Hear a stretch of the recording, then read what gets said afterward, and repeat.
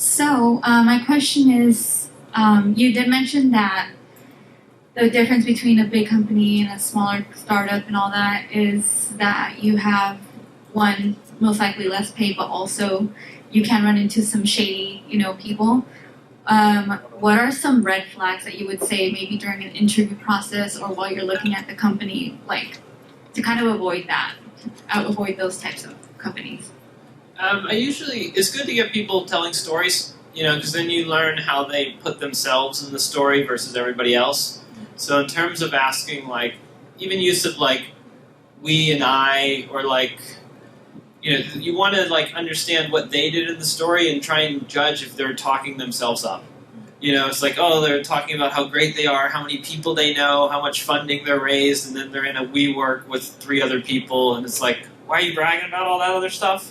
We kind of have a lot of work in front of us to turn this table into a bunch of tables. So there's some of how much they're pumping up their past. So gauging, if you think they're doing that a lot, they're probably more likely to not be as upfront with you about how progress is or is going well or not, which is something that's also really important. If you can't spend on this because business isn't doing well enough, that shouldn't be a surprise to people. That should be more we understand what the cash flow. One thing you could ask is do you share the revenue numbers with the team? This is something very simple of that will determine if we keep going.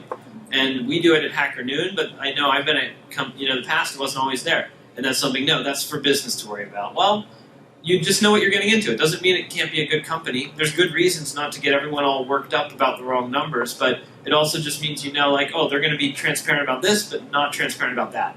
So there's some things you can ask like that, but it's hard to judge a person in one meeting. So that's just like every other work life.